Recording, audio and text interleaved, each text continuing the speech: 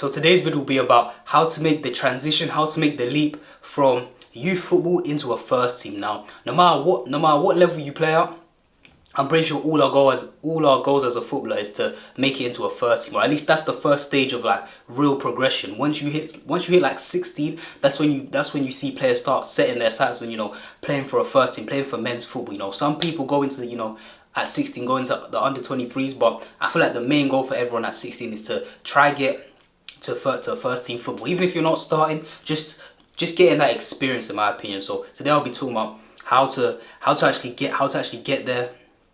And once you are there, what to actually do. And now the first point is literally just to put yourself out there and just look for opportunities. Now I'm pretty sure you've heard this phrase a lot, just to put yourself out there, but it's actually really true. Now in my opinion, literally just go to like your mentality should be like, yo, if any of your friends or any people you know invite you to like any football sessions, any like little power league tournaments, 7-a-side tournaments, or any sort of training sessions, in my opinion, you should just take that opportunity and go, because you never know who you're gonna meet there. You understand? Now, for example, in my case, I remember there was just one Saturday where I just went to training for just a Sunday league team. You understand? I had nothing to do that day, so I was like, alright, cool. Let me just go train with a Sunday league team, go get my touches in. You know what I'm saying? The training session should be decent. So obviously, I go to that training session, and then obviously I meet a guy who I've never even seen before. So I'm like, alright, cool, whatever. So just training, we're training session finishes, and then after the training session, he comes up to me and he's like, alright, cool, you're a good player, do you play like at a semi-pro level? And I told him, yeah, I do play at a semi-pro level, you know, a few first team appearances here and there. And then obviously you know, he gave me his snap, I gave him my snap. You know, he started inviting me to, you know, to like, you know, training sessions with his boys. And then obviously after that we got kind of close, and then after he told me that he joined this first team, and then obviously he invited me to come. So I was like, alright, cool. He said to me, oh, I'm gonna ask my coaches if you can come.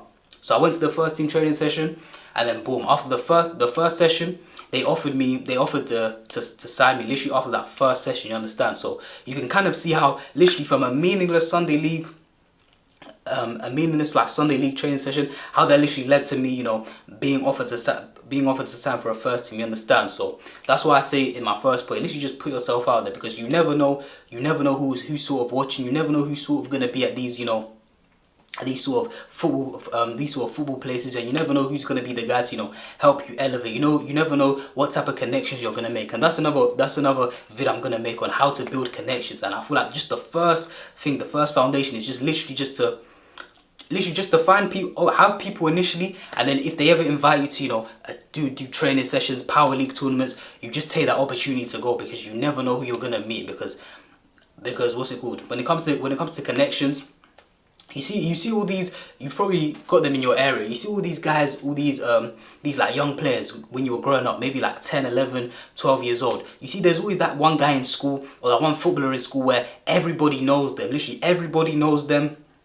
You know, they've played for this academy, they've played for that academy. And then you wonder to yourself, why is it that this guy has so many links, this guy knows everyone, this guy gets so many opportunities? It's literally just because it's probably his parents, but his parents have literally just taken him everywhere. His parents have literally just seen the smallest opportunity, and they said, alright, cool, we're driving 90 minutes to literally go for this training session, we're driving half an hour to go here, we're driving 60 minutes to go here. And then eventually over time, they've probably found a few people who have, you know, been able to elevate this guy, been able to, you know, give him connections to, you know, academy coaches, give him connections to, you know, play for clubs at a high level. And yeah, he literally just has these connections because his parents, or maybe himself, he's just been genuinely putting himself out there. You understand? And I feel like obviously that's part that's for a video on about how to make connections, and then obviously for this video about how to get into first teams, because first team as well, it's all about connection. It's sort of, you know, the age-old phrase, it's not about what you know, it's about who you know. A lot of first team players, that's how they sort of get in. Maybe they had a manager when they were like 12 years old. A few years later, that manager's a first team manager. And then obviously put two and two together. That manager sees his former player. He's got sort of that attachment. He knows that player. He knows that player well, even if it's been a few years since they've seen each other. But obviously, since they know each other, he gives him a chance. He says, "Come in." And even if that player is not good, he'll still he'll still sort of vouch for that player. Maybe it might not even be the main manager. Maybe it's an assistant manager. Even if, you know, other managers are having doubts about signing that player for the first team, obviously you have that assistant manager who will vouch for that player, which obviously gives him more of a chance to get in. So first point about joining the first team, literally just to put yourself out there. Go to these sessions, no matter how small they feel. Literally, just no matter how small they feel, just go there with the intention that, yo, I'm just gonna play my best. I'll just see what happens. I'm just gonna play my game, and then I'll see what happens. Whatever happens, happens. Sometimes there might not be anything that comes from it, but trust me, you're gonna have to what's it called? If you're there all the time, if you're going to these places all the time, you're gonna have a lucky day one day. You understand? Like if you're on it every single day, or four times a week that you're going to this place, you're gonna get lucky one time, or you're gonna get an opportunity one time. If you're playing well and you're balling out, somebody's gonna see you at least that one time. You understand? But yeah, literally that's the first point. Literally just put yourself out there. Put yourself out there, because I know it's hard to make, you know, connection. It's hard to make connections. A lot of players don't really know, you know, how to make connections. I've seen players, you know, make LinkedIn profiles, which it could work actually. I've seen players, obviously that's another way to do it. I've seen players make LinkedIn profiles, but the main way I just see players is they've just put themselves out there. They've just been playing football. They've gone to different team trainers, different team training sessions, different training sessions, just with like just an organized ball session with 14 to 16 people. Then they've met people there, and then obviously people who play at a higher level, they've connected them, and now they're also playing at that high level. You understand? So literally that's the first point. Literally just make sure you put yourself out there. Whatever ball session, no matter how meaningless, yeah, just go out there and just play your game, literally.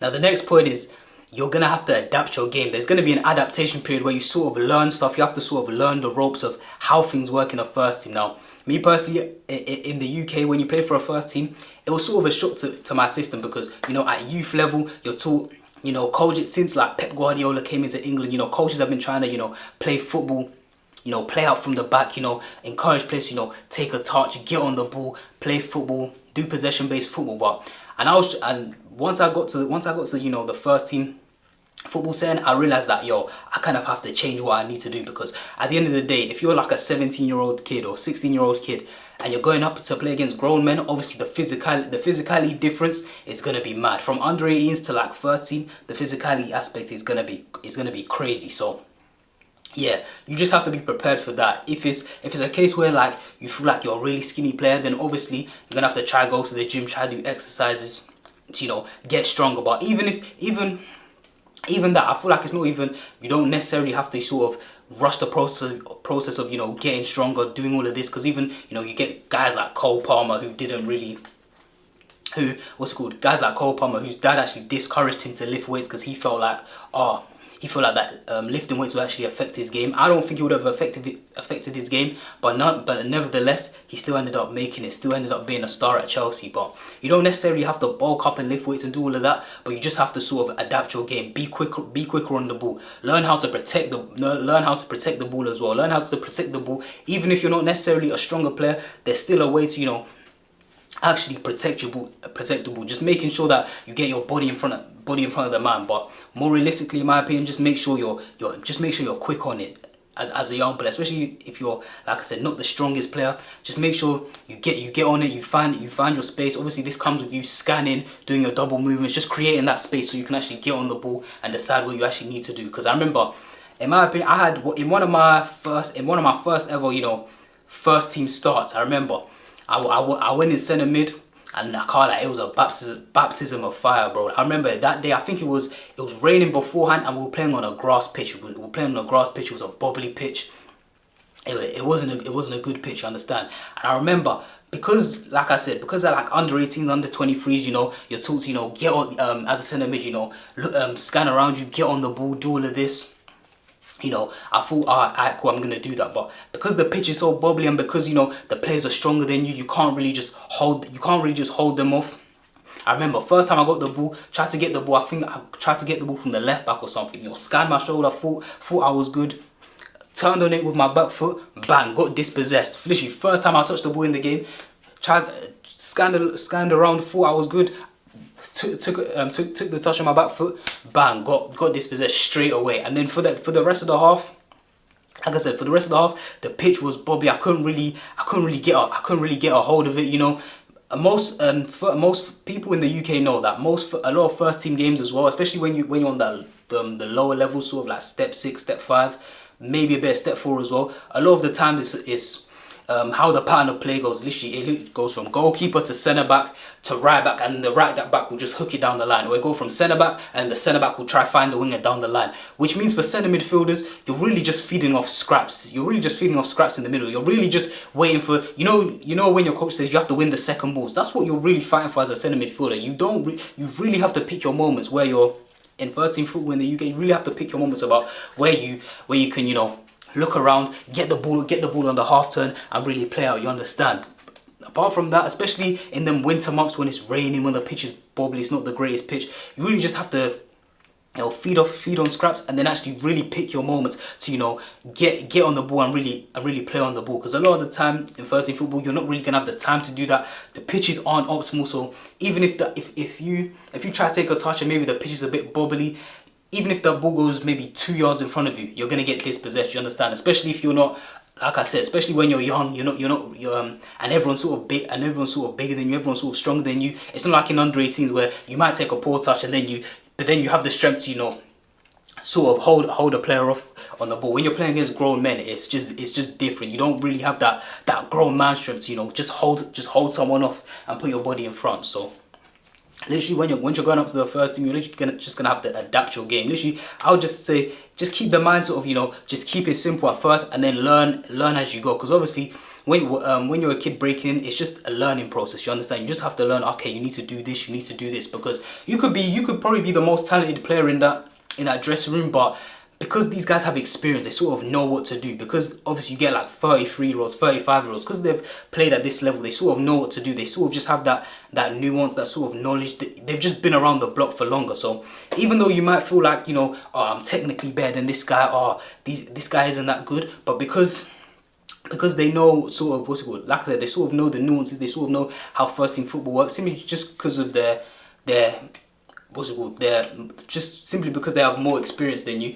Obviously it's going to look like that. It's going to look like they're quote unquote better than you, because like I said, you can be the most talented player in the world, but if you're not used to how the game actually works, if you don't actually know, okay, the little nuances of the game, if you don't know, okay, cool, I'm a centre midfielder, I'm not really going to get the chance to, you know, really play out from the back, you know, we're not going to string 6 or 7 passes together. It's going to be more, you know, long balls and then me having to fight off scraps. If you don't know that, then and you try to play out on a bubbly surface, then obviously, you know, you're gonna get caught on the ball like I did in my first sort of action, in my first start. You're gonna get caught on the ball and you're not really gonna be able to read the game properly. That's why you always see when players come to the Premier League, foreign players come to the Premier League, they always talk about how physical it is, how they had to how they need that sort of adjustment period to, you know, maybe it's half a season, maybe it's a full season to, you know, really adjust. And that's literally just the same as first team. You're probably going to need that time to adjust. So yeah, just accept there's going to be an adaptation period. It's very rare that you see a player just, a really young player, let's say 16, 17, just go in and just start games and then just, you know what I'm saying, just start off and just, yeah, just, what word am I looking for? They just start off and they're just flying immediately. They just get off to a flying start immediately. A lot of the times for a lot of players, it's gonna take time. You understand? Normally you might see a few young players at like fullback, because I feel like fullback's an easier position. But I feel like when it comes to positions like the centre mid, or starting as a centre mid, starting as a centre mid, starting as a centre back, and starting as a striker, I feel like those 3 positions, obviously that's the spine of the team. Those are really hard to start as a 16-year-old, 17-year-old. So if there's anyone who's starting, you know, a high level first team, then hey, they're probably a special player. You understand? I know one guy who's starting at striker right now, same age as me, and even when he was like 16, 17, he literally just went in and just started scoring goals for fun. You understand? So obviously, especially if you're one of them positions, you know, the spine of the team, it's really rare that you get a young player just break into the first team, just like that. Even in professional football, if you look at it, that spine of the team, it's kind of rare that a player just breaks through. That's why I feel like everyone was so high on Jude Bellingham, because it's so rare for a centre midfielder at that age to, you know, be dominating games, to have sort of just the knowledge, the awareness, because this a position like the centre mid, it's a thinking man's position. Obviously, you get your young wingers who break through with exceptional pace, exceptional dribbling ability. But as a midfielder, you sort of it's a thinking man's game. So it's very rare that you get to see, you know, the Bellinghams, the Bellinghams, the Pedris, the Gavis, you know. All of these guys, especially because when was the last time you really saw like and even with Bellingham and Gavi and these guys are more like box to box midfielders. When was the last time you saw like a really young like holding midfielder? You understand? Maybe Busquets, that was like the last guy who just came in at like 20 years old and just started popping it for Barca. But like I said, it's rare. So if you're a young player transitioning into the first team, just accept that it might be rough. Maybe you get off to a flying start, which is cool, but even if you get off to a flying start, in my opinion, there's going to be games where you're going to have to go through the fire. You're going to have to learn certain things. You're going to have to learn what you can do and what you can't do. Certain things you might have been able to get away with at under 18s, under 16s, under 23s that you just can't get away with in the first team, understand? You might have to just slightly adapt your game, and that's fine. But yeah, that's the second point. And then the last point is literally just that it's you might have to be patient for game time, you understand? When it comes to game time, it's very frustrating as a first team player, where it's like you might travel a long distance. Maybe you have a car, maybe your parents take you, you have a teammate that takes you, you travel long distances, you know, you get there what, an hour and a half before the game, maybe even 2 hours before the game. You do the warm-up, you do everything, all of that just for you to get 10 minutes, or all of that just for you to not even play, you understand? But that's just a part of it, you understand? You just have to make sure that in training you impress, in training you go out with that mentality of dominating. Obviously, I would suggest to young players as well is that train religiously during the week. This is one thing. Don't say to yourself, oh, I have a first game on Saturday, I'm gonna rest on the Friday. Don't do that, especially if you know you're not likely to play big minutes. Literally, I would say to you, yo, train on the Thursday, train on the Friday, focus on improving your game so you can actually focus on improving your game so you can actually get into the starting 11, so you can actually impress in training, you understand? I would even say, yo, train on the Saturday, because if you go into the game knowing that you're going to play max 20 minutes, you don't need to rest. And let's say the game is like a 3 p.m. kickoff, you don't have to quote unquote rest your body on the Friday and on the Saturday morning just to play 20 minutes of 11 aside, you understand? You can go train that Friday, or go work on your technicals, go work on your fitness, whatever one you want to do. And even on the Saturday, go out, train your technicals, get on the ball, do a little training session beforehand, because like I said, if you know you're gonna get like 10-20 minutes, bro, you might as well just put in the work behind the scenes and just focus on getting better, and then that improvement will come along with the experience of playing against grown men in the training sessions as well. Eventually, let's say 2 months in, 3 months in, your coach is gonna look at you and be like, yo, this guy's improved so much, let's get him.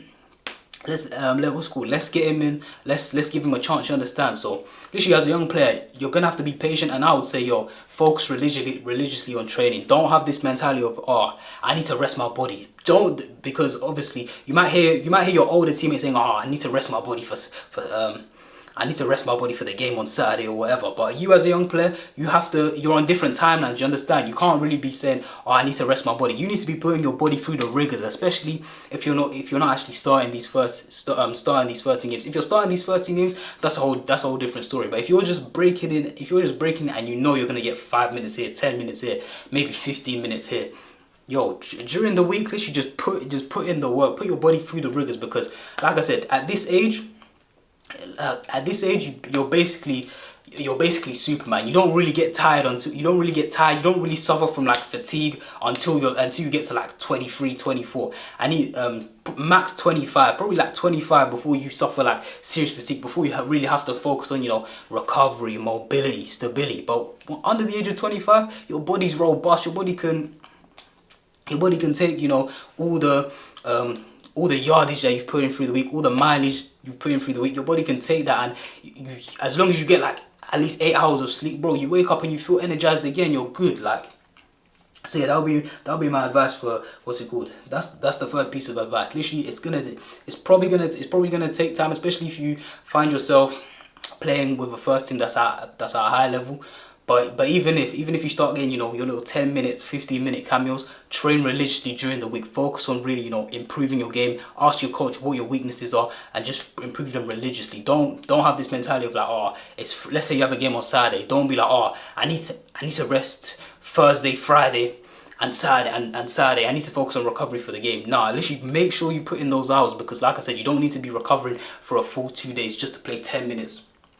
Just play 10 minutes on the match day. Literally use those 2 days. Use those 2 days. Even use the morning of the game to continuously just keep working. You just keep working on your technicals, on your fitness, on your what's it called, on your football IQ, on the mental part of your game as well. So literally that's the video on how to break through, how to transition, how to make that leap into the first team.